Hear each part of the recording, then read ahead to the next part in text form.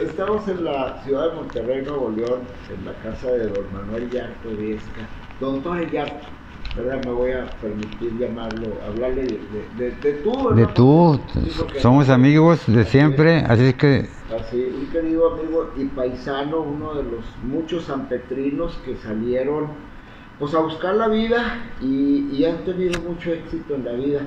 Don Manuel Tony Yarto, para los que no lo conocen muy bien, fue durante muchos años director de uno de los periódicos más prestigiados del norte de la República, El Porvenir, y aparte en la serie de reportajes, de entrevistas que hemos estado haciendo, pues también es uno de los más distinguidos egresados de la escuela Amado Nervo, que fue... No, yo no estuve en la escuela Amado Nervo. No, y te voy a hacer otra aclaración. Sí. No fui director del periódico. Ajá. Bueno, fui jefe de redacción del Porvenir. Del periódico El Porvenir. Ajá. Durante de 10 años. Ah, sí, sí. No, bueno, y después seguí colaborando con ellos haciendo los editoriales ya cuando no estaba en el periódico. Ah, sí, sí. Sí, como les decíamos, estamos en este momento con don Manuel Yarto, un sanpetrino distinguido que, bueno, pues salió como muchos a buscar la vida en otros lados.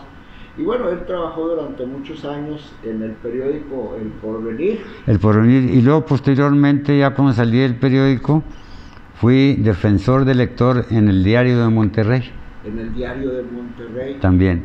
Y mis estudios, la primaria, yo estudié en la escuela de Lazarita Torres, ajá, que era una escuela mixta, donde estábamos desde primero hasta quinto año, todos en un mismo salón. De primero a quinto.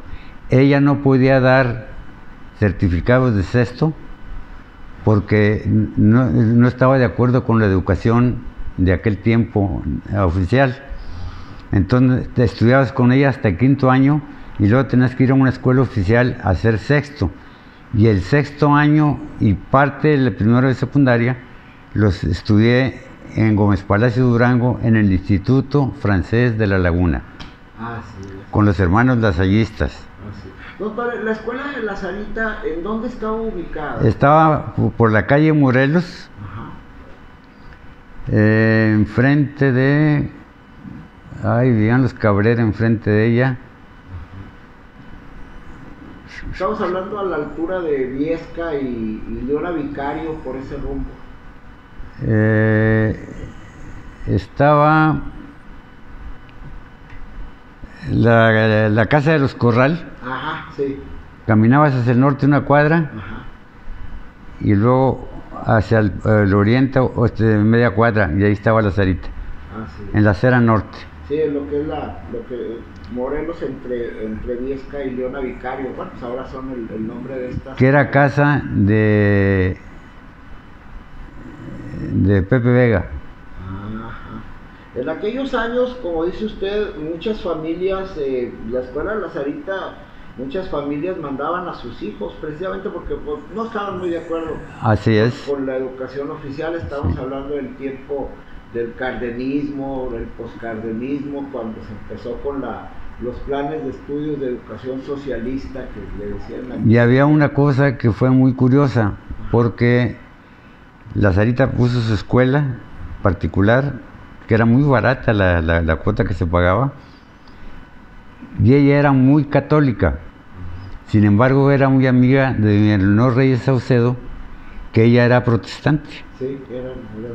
Y ella le aconsejó poner una escuela comercial a doña Leonor, y por eso la puso doña Leonor. Así es. Entonces, doña Leonor llega a San Pedro de vivir a principios del siglo pasado. La Amado Nervo se inaugura la pone en 1930, entonces la escuela de Lazarita era... Ellas eran maestras desde 1902. Lazarita fue maestra de mi mamá y fue maestra de mis hijos, de algunos de mis hijos. Entonces, estamos hablando de que, bueno, pues esa generación de educadoras ejemplares que pues, formaron a muchas generaciones de sanpetrinos con aquellos métodos que tenían, porque por ejemplo yo he visto muchos egresados de Lazarita que también llevaban el método Palmer para Sí, escribir. exactamente. La caligrafía. La ortografía impecable. Así es. Así es. Entonces, ¿cómo era aquel San Pedro, don Manuel? ¿Usted qué año nació? Perdón? Yo nací el 4 de febrero de 1935. 1935, entonces está celebrando sus 80 y... Ya cumplió 86. 86 años, gracias a Dios. ¿Cómo era el San Pedro de aquellos tiempos? Pues, ¿qué diré? Era una población en la que nos conocíamos todos. Todos éramos amigos o todos éramos parientes. Y así nos veíamos y así nos tratábamos como tales. Así es. En aquellos tiempos yo les digo que se acaban de cumplir 150 años de la fundación de la primera colonia agrícola y se acaban de cumplir 100 años de la elevación de San Pedro a rango de ciudad. Usted Sí. tenía, pues, escasos 9 años, fue en el 21, ¿verdad? O sea, usted tenía, 14 años después nació usted, Sí. ¿verdad? Y en aquel tiempo San Pedro, pues, era una ciudad muy próspera. Yo les platico, hay un documento muy importante que es la solicitud que hace don Felipe J. Saucedo, presidente municipal del 21, y habla de un San Pedro muy próspero. En San Pedro, en la ciudad, había 3 despepites. Sí. Había 27 despepites en las haciendas y ranchos. Todos los ranchos y haciendas tenían red de teléfono, electricidad, teníamos fábrica de hielo, teníamos... Así es, había fábrica de hielo. Teníamos... que era de David González. Así, teníamos dos plantas de luz, Sí. una de fuerza y otra de electricidad doméstica que le llamaban. Aquel San Pedro en el que usted nace era un San Pedro muy próspero, se sembraba Pues el auge algodonero. Sí, Eso fue lo que elevó a San Pedro. así es. Así es. Su familia se dedicaba también a la agricultura, don Manuel. En un principio mi papá trabajó en la casa Purcell, fue contador ahí en la casa Purcell, después se dedicó a sembró algodón. Así es. Sí, los Yarto Viesca, y aparte 2 de su abuelo, sus parientes, varios de ellos fueron presidentes municipales por el lado de Viesca. Mi abuelo Mariano Viesca de Arizpe fue alcalde. Él fue cuando se inauguró el reloj público. Él era alcalde. Sí, allá a mediados de la década de 1890. Yo les digo que cuando Torreón era un rancho, San Pedro ya era una villa próspera. Sí, sí, así era. El asunto del agua, el asunto del cruce del ferrocarril, pues muchos... Bueno, una de las condiciones que había puesto doña Ruiza Ibarra de Zuluaga cuando los primeros colonos que llegaron a San Pedro, los Gámez, los Cifuentes, los Acuña, los Berlanga, los Méndez, habían solicitado al gobierno de Benito Juárez que expropiara terrenos de Leonardo Zuluaga que había heredado su viuda doña Luisa Ibarra, que era prima de mi bisabuelo, y de Pueblo Goríbar. Y entonces ella les dijo que no regalaba las tierras, que se las vendía con una condición, pero que no lo iban a pagar, sino que se comprometieran a que con lo que sacaran de la siembra del algodón, dedicaran parte a hacer el ramal del ferrocarril a Piedras Negras y a la educación. Y cumplieron, porque San Pedro le dedicó mucho a la educación. Así es, sí, en los primeros años. A sus escuelas, y no incluso a la escuela secundaria, la Islao Cobantes. Pues bueno, hablando de la educación de la escuela de su maestra, la maestra Lazarita, entonces ellas empiezan a trabajar en la educación ahí en San Pedro desde principios del siglo pasado. Desde 1902. Llegan tanto Leonor Reyes Saucedo como ella. Como Lazarita. ¿Ellas a dónde llegan a trabajar? ¿En qué escuelas daban clases antes de tener cada quien su... Había una escuela de niños en San Pedro y ahí trabajaba Lazarita. Ajá, que hoy es la Escuela Centenario. que después se transforma en Escuela Centenario. Incluso director de la Escuela Centenario fue el profesor Enrique Bautista, que era sobrino de la Sarita. Ajá. Sí, porque la escuela que hoy conocemos Centenario es centenario del natalicio de Juárez. Se empieza a construir en 1906 por el centenario de Juárez y se inaugura en 1911 y pasan ahí los alumnos de lo que era la escuela número 1 de niños y había una escuela número 2 de Pero niños. era centenario de la Independencia, ¿no? No, es del natalicio de Juárez.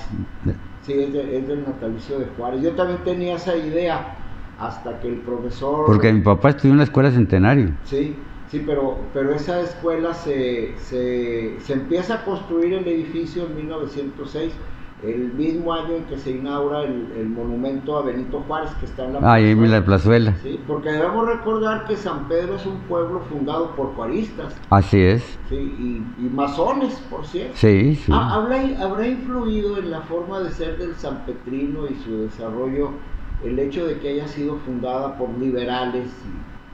¿Sería eso que los sanpetrinos somos así medio...? Pues es que había de todo. Estaba dividido. Ajá. Había liberales y había conservadores. Sí. Había protestantes y había católicos. Sin embargo, todos se veían como amigos. Así es. Entonces usted hace sus estudios ahí en la Lazarito Hasta quinto año. Hasta quinto. ¿Y luego el sexto lo termina dónde? En el Instituto Francés de la Laguna, en Gómez Palacio, con los hermanos lasallistas. ¿Y la secundaria ya la...? Y luego empecé la secundaria ya, Ajá. pero me enfermé Ajá. y regresé a San Pedro, Ajá. pero tuve 3 años sin ir a la escuela. Ajá. Y entonces entré a primero de secundaria, porque nada más había hecho 3 meses ahí en Gómez, Ajá. y ahí en la secundaria de la Hilao Cobantes, hice la secundaria hasta el 51 que terminé y me vine a hacer la preparatoria aquí a Monterrey. Monterrey. Entonces a usted le toca prácticamente la primera generación de los maestros de la Cobantes con el profesor Fraustro. El profesor Jesús Fraustro y su esposa.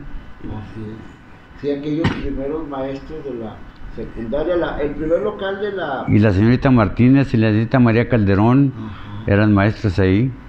Así es. La maestra Sara Segovia todavía no entraba. Todavía no, era mucho más joven. Era mucho más joven, sí, ella llega ya a mediados de los 50. Pero era un ambiente muy bonito, ¿verdad? Esa escuela se funda, el hecho de que se llame la Hilao Cobantes es porque, según cuentan, el general Rodríguez Triana, que era el gobernador. Pedro Rodríguez Triana, que era de San Pedro. Que era de San Pedro, decide que la secundaria, le querían poner como él, pero él dijo no, como su maestro...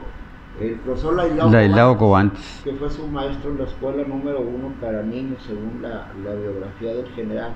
Y luego se viene a Monterrey, don Manuel. Me vine a Monterrey, aquí al tiempo que estudiaba, era corrector de pruebas en el periódico El Porvenir. Así fue como entré yo al Porvenir.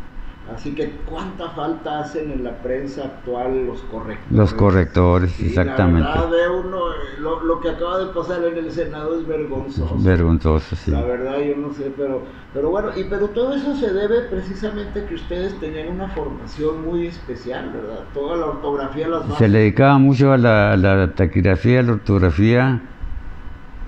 Así es, sin lugar a dudas. Y empieza ahí en el Porvenir como corrector de pruebas. Como corrector de pruebas, así es. Y va ascendiendo la carrera del periodismo. Después me pasaron a que ayudara en el taller. Ajá. Fui jefe de taller. Ajá. Y luego del taller pasé a la redacción, a la página policiaca, después a la sección de locales, después a la de internacionales. Y llegó un momento en que hacía hasta deportivas. Así es, pues prácticamente, lo más le faltó sociales, ¿verdad? Nada más sociales, así es. Sociales, porque los que hemos pasado por los medios, pues siempre empieza uno por lo básico, ¿verdad? Porque así es. El manejo de la nota roja en aquellos tiempos era muy especial. Sigue siendo una de las secciones más leídas y vistas. Había una cosa que era política, al menos en el Porvenir, de evitar el amarillismo en la nota roja, en la nota policiaca.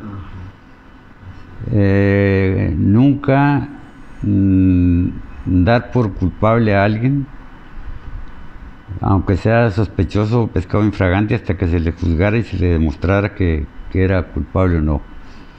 Y tampoco decir el doctor fulano de tal que hizo esto, o el sacerdote fulano de tal que hizo esto o esto.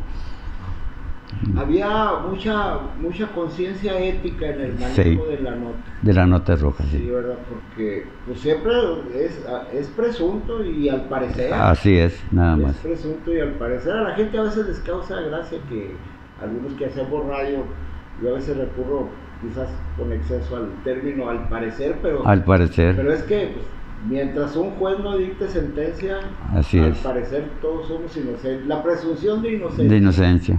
Así es. Y muchos años en las notas, cubriendo aquí en Monterrey, en la redacción, que es una, en aquellos tiempos ustedes trabajaban contrarreloj. ¿A qué hora cerraban la edición? Bueno, ese era el pleito constante con el director del periódico y el dueño, que era don Rogelio Cantú. La salida del periódico. Sí. Salir temprano. Pero quería que se cubriera hasta la última nota, entonces nunca se salía temprano. No, es que en aquellos tiempos, ahorita a la gente de esta generación, pues estamos en la época del periodismo instantáneo ya. Y también si el periódico es efímero por su naturaleza, ahora es mucho más efímero. Antes la nota cuando menos duraba impresa un día. Un día al menos, exactamente. Y ahorita en 30 segundos pasa otra cosa y ya. Y ya, se acabó la nota. Así es. Pero a usted le tocó vivir esa transición del periódico impreso. Tengo entendido ya cuando usted se retira ya empezaban, pues ya estaba la cosa más moderna, ¿verdad? Sí, desde luego que sí. Sí, pasaron del linotipo y el telefax a la comunicación vía satélite. Y a lo digital. Exactamente. A lo digital, pero bueno, el periodismo en su esencia siempre va a ser el periodismo. El mismo. Así, entonces fueron muchos años. ¿Se jubila usted en el Porvenir ahí con él? No me jubilé. Estando ahí en el Porvenir, me invitó uno de los colaboradores que escribía editoriales ahí, a irme a trabajar con él a una agencia de publicidad. Y ahí estuve 10 años en esa agencia de publicidad. Con motivo de eso, visité muchas empresas para hacer entrevistas, para ofrecer publicidad, y entonces fue como me contacté con ILSA, que era hojalata y lámina, y me invitaron a ir a colaborar. Y estuve ahí 10 años, ahí como jefe de comunicación en el área de relaciones públicas. Que era una de las empresas más fuertes aquí. Era de las más fuertes, sí. Así es, ¿verdad? Que, bueno, pues era donde se hacían muchos procesos industriales y bueno, pues usted tenía una responsabilidad muy grande. Ahí fue donde se inventó el proceso de reducción directa del mineral de hierro, que después se exportó a muchos países. Así es, bueno, pues una fructífera carrera, ¿verdad? Viene a estudiar la preparatoria y decide quedarse aquí en Monterrey. Esa es la vida. Nada más regresé a San Pedro a casarme y regresé en el 59, del 59 hasta la fecha. Sí, ¿verdad? En paz descanse su señora, también parte de una familia muy apreciada allá en San Pedro, la familia González. Así es. Así es. Don Manuel, y otra de sus pasiones, el béisbol. Bueno, eso lo heredé yo creo que de mi padre, porque mi padre fue un pelotero extraordinario. Tengo recortes que te puedo enseñar, sí, claro, donde decía José Santos Valdés en una publicación que hizo en La Opinión de Torreón, diciendo que mi papá era el ídolo de los ídolos de los beisbolistas de la región lagunera y que era uno de los peloteros más grandes que había dado el país. Don Manuel Yarto, ¿cuál era el nombre de su papá? Manuel Yarto Arabuz. Arabuz. Así es. Su papá es una leyenda en el mundo del béisbol de San Pedro. Estamos hablando de la década de los 30, de los 20. ¿Desde cuándo se empezaría a jugar béisbol en San Pedro? Ya organizado. Bueno, mi papá, sus mejores años fueron del 24 al 27. Recibió un pelotazo en un riñón y eso fue lo que lo fue. Y luego se casó y se retiró del béisbol. Así es, entonces estamos hablando que en San Pedro ya para los años 20 ya se jugaba un béisbol sí. más organizado. Siempre ha sido, yo le digo que San Pedro... Más, iban equipos de México, dirigidos por Carmona. Ajá. Y mi papá llegó a jugar contra ellos, pichaba ahí en San Pedro, con el Brujo Rosell, también, el negro cubano. Y me decía mi papá que él lo había enseñado a pichar. La casa Purcell traía negros para la pizca de Estados Unidos. Un negro que le decían el negro Tom. Dice, él fue el que me enseñó a pichar. Cuando en Estados Unidos pues no pichaban los negros en las grandes ligas. Todavía no jugaban. Todavía no jugaban. Había ligas negras. No, hasta había ligas negras. Sí. Así es. Entonces ahí empieza a jugar su papá. Yo supongo que venían a la pizca y en los ratos de asueto.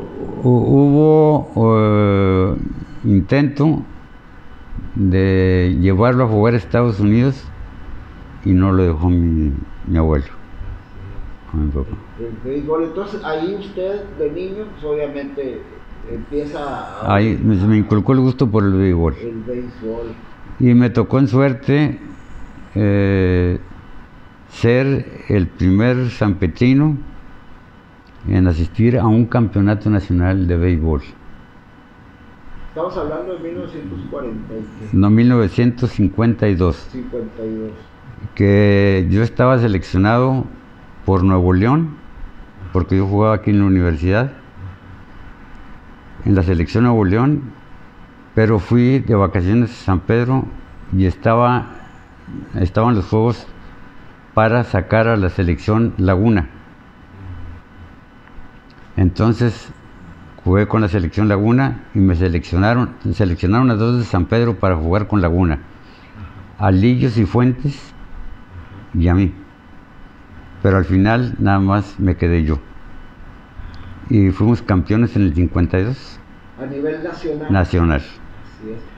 Porque el distrito Laguna de los deportes, Coahuila es un estado que se distingue porque manda dos selecciones, la Coahuila y la Laguna. Sí, y luego aparte jugaban los de Dinamita, que eran unos peloterazos. Ahí sí se jugaba un béisbol de mucha categoría.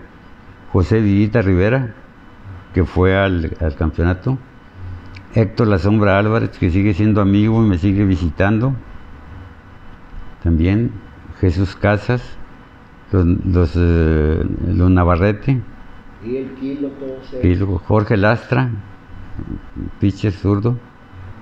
Con todos ellos jugué yo. Así es. Don Manuel, en esa época era cuando en San Pedro se jugaba muy buena pelota. Sí. Cuando Raúl Rodríguez traía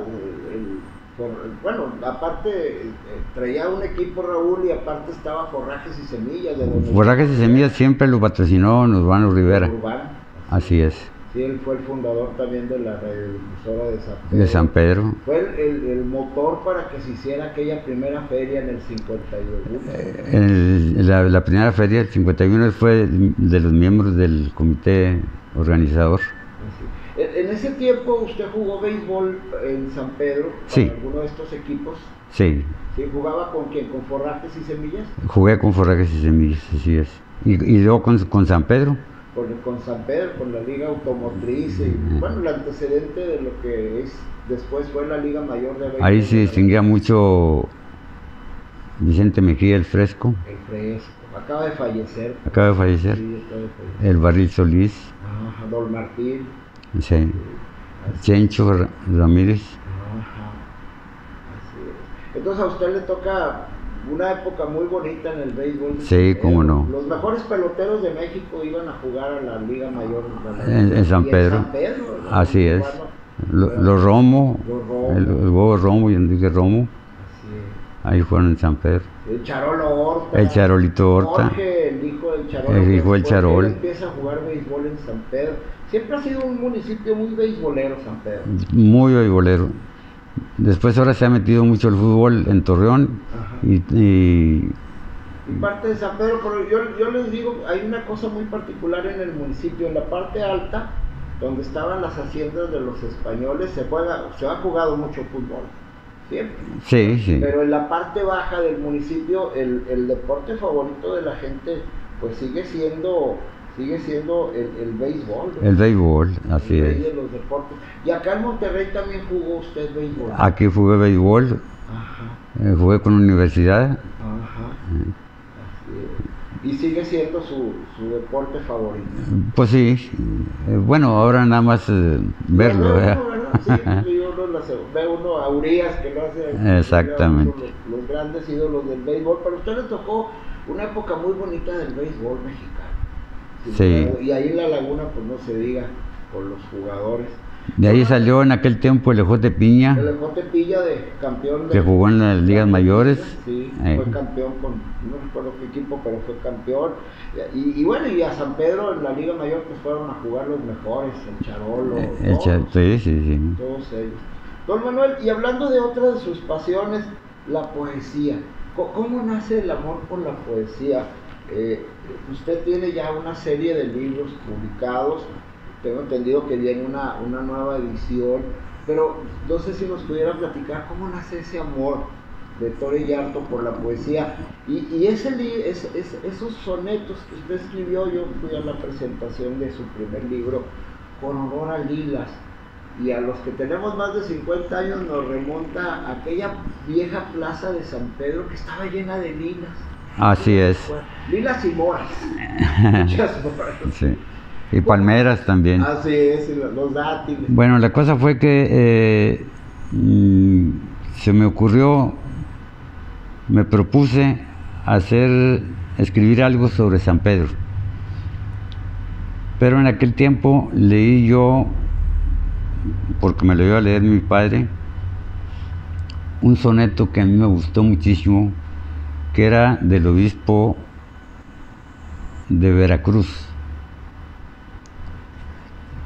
que él fue un poeta muy distinguido, que perteneció a la Arcadia romana, y se puso el nombre, porque tenían que ponerse un nombre griego, se puso el Hipandro Acaico, y él fue perseguido cuando fue obispo. Era un hombre muy rico de familia, y le incautaron sus bienes. Y dice su soneto, que fue el que me dio el gusto por el soneto. Dice: triste, mendigo, ciego cual Homero, porque estaba ciego, a su montaña Hipandro se retira, sin más riqueza que su vieja lira, ni báculo mayor que el de Romero. Los altos juicios del Señor venero, y al que me despojó vuelvo sin ira, de mi mantel pidiéndole una tira y un grano del que fuera mi granero. ¿Por qué mirar con fútiles enojos a quien no puede hacer ni bien ni daño, postrado entre sus áridos rastrojos, y solo quiere en su 80º año, antes que acaben de cerrar sus ojos, morir apacentando su rebaño? Ese es el soneto. Y de ahí en adelante. Y luego leí el otro soneto famoso de Garcilaso, que se dice: ¿cómo se hace un soneto? Dice: un soneto me manda a ser violante, y en mi vida me he visto en tal aprieto. 14 versos dicen que es soneto, burla que burla, ya van 3 delante.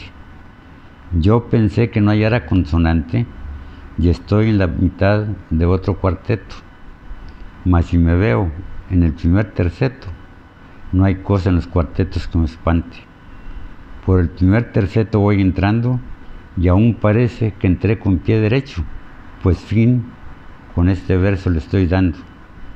Ya estoy en el segundo y aún sospecho que estoy los 13 versos terminando. Contad si son 14, ya está hecho. Sí, qué bonito. ¿Y qué memoria, don Manuel? Bueno, dicen que la memoria es la inteligencia de los tontos. Sí. No, yo me acuerdo de mi maestro, yo cursé algunos semestres de y ahí me nació el gusto por el soneto, sí. Y entonces dije, voy a proponerme hacer 100 sonetos dedicados a San Pedro. Y los hice. Cuando llevaba menos de la mitad, mis hijos querían publicarlo, imprimirlo para regalármelo de cumpleaños. Entonces no quise, dije no, está trunco, hasta que llegue a los 100. Y a la postre fueron 127. Después aumentaron a 162. Seguía haciendo, y en total, para el cuarto volumen que está por salir, van a ser 688 sonetos los que hice. Así es, escribir un soneto, el soneto está considerado en términos poéticos como pues la máxima expresión de la lírica. Pues sí. Porque, bueno, los tercetos y cuartetos y todo este tipo de composiciones, pero definitivamente hacer sonetos requiere un esfuerzo. Dicen que limita mucho porque tiene que llenar ciertas reglas y ahí meter un contenido y que además tenga sentimiento, y que dicen que es muy limitante los que critican el soneto. Y Pepe Alameda, que era un gran poeta, el cronista taurino, sí, no, sí. Él decía, bueno, primero que hagan uno y luego hagan los pedazos si quieren, pero primero hagan un soneto. No es fácil, o sea, tiene que haber sintonía y ritmo y claro, contenido. Y contenido. Así, esos poemas a San Pedro nos hablan de un gran amor de usted. Desde luego, yo siempre he querido mucho a mi pueblo, a su gente, y entonces decidí dedicar ese libro a San Pedro y a su gente. Es que habla, la verdad, cosas que nos remontan, bueno. A veces dicen que todo pasado es mejor, o a lo mejor porque la memoria... ¿Y por qué le puse aroma a lilas? Por las lilas de la plaza, precisamente. Sí, porque era precioso salir en mayo. Yo cuando iba a la escuela, estuve en la Cuauhtémoc, vivía acá por la Guerrero, por el mercado, tenía que atravesar la plaza. Y era hermoso el aroma a lilas. A lilas. En abril, mayo, cuando florecen, era una cosa muy bonita. Y de tarde mancharte las manos con las moras era cosa obligada. Sí. También, bueno, y las bolitas quedaban para tirar a las muchachas a las piernas. Así es, las bolingas y las bolingas, que es una tradición también en San Pedro. Así es. La verdad, muchas gracias por compartir esos recuerdos, don Manuel, sin lugar a dudas, es muy importante. Y bueno, qué lástima que el gusto por la poesía se haya estado perdiendo. Desgraciadamente ya mucha gente no lee poesía.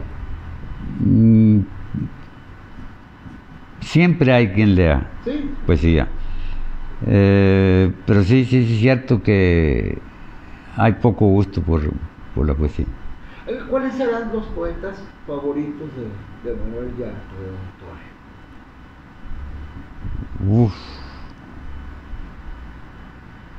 Pues de poeta no podría así señalar alguno, porque yo también leo otro tipo de literatura en prosa y ahí tengo autores preferidos.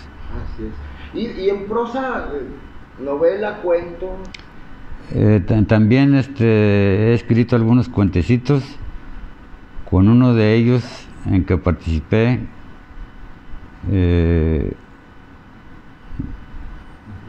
gané el primer lugar y me dieron de premio un centenario.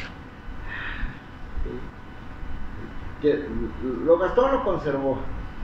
Todavía lo conservo, ese centenario. Sí, pues vaya qué trofeo. Pero tiene su historia porque en una ocasión que necesitaba dinero, se lo vendía a un amigo y me lo compró, y al día siguiente me mandó a hablar para decirme que sus hijos lo habían regañado porque él coleccionaba centenarios. Dijo, y le quitas el único que tiene a él, se lo regresas inmediatamente. Posteriormente se lo vendía a mi yerno, el esposo de mi hija, y luego me lo regresó. No se ha querido ir el centenario ese. Ya lo tengo guardado. Don Manuel, también usted tiene uno de los valores más importantes que yo creo que debe tener el ser humano, el valor de la amistad. Yo he conocido en la vida varias personas que han sido sus amigos: Manuel Cavazos, el profesor Luis Aspe, sí. El Chico Ibarra, que aunque es más chico que usted, sí, también lo aprecia. Grandes amigos, también un gran valor. Otro de los amigos eran los vecinos, Raúl Rodríguez, Don Raúl, que puede estar. Chuy Villarreal, que era vecino ahí en la casa, el Prieto Serna, que también era compadre y era amigo. Sí, tuve muchos amigos, los que fueron compañeros desde la escuela de primaria: Alejandro Rusek, Ronaldo Rusek. Alejandro acaba de morir. Sí. Fue amigo de siempre y compadre. Estos últimos también fueron alumnos de La Sarita. La Sarita, ahí los conocí con La Sarita. Una gran maestra. Dice que yo he tratado de conseguir una foto de ella, no la he conseguido todavía. Ojalá alguien nos pudiera ayudar. Hay fotos de La Sarita Torres, no sé si tenga por ahí yo. Sí, porque la verdad no. O en mi casa. Así es. Don Manuel, pues yo le agradezco mucho que haya compartido estos recuerdos con ustedes. Usted es un sanpetrino distinguido y esperamos poder colaborar para realizar su proyecto, colocar algunas placas con sus... Bueno, esa es una intención, una idea que me dio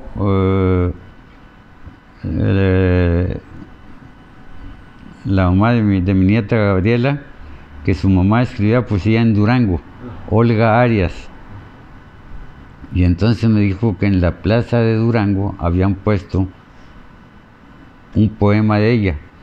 Y entonces dije, pues yo voy a tratar de hacer la lucha porque se pongan 5 sonetos.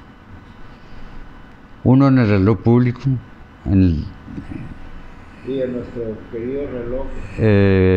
Porque le hice un soneto al reloj público. Uno en el kiosco para la plaza. Otro en el monumento a los fundadores, que está enfrente de la casa quemada. Otro en el monumento a un Pancho Madero, son 4, y uno dedicado a la iglesia. Nuestra parroquia de San Pedro. Pero para no interferir con lo de la fachada, mi intención es solicitar la ayuda del señor obispo de ponerlo en el pasillo lateral donde está el registro parroquial, sí. Exacto, y que ahí en la pared se pusiera. Me decían que no hiciera intentar hacerlos metálicos porque se lo roban. Lo primero que se llevan, lo metálico. Hay materiales acrílicos que se pueden manejar. O pensaba yo también en una especie de mosaico. Ajá, sí, también. Y que ahí se imprimiera. Sí, tipo, únicamente con el soneto y mi nombre. Así es, tipo Talabartera ya de Puebla, una cosa así. Ajá. Así, sí, pues ojalá podamos colaborar y que ojalá sus sonetos. Y serían 5, estos 5. Sería un bonito legado de parte de Tore y Arte para San Pedro. Bueno, pues esperemos que sí.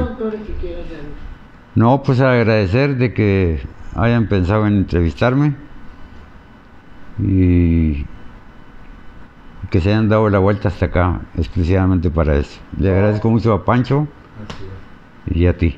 Sí, no, al contrario, gracias por recibirme. Sí, gracias. Y ahora pasamos a tomar algo. Sí, gracias.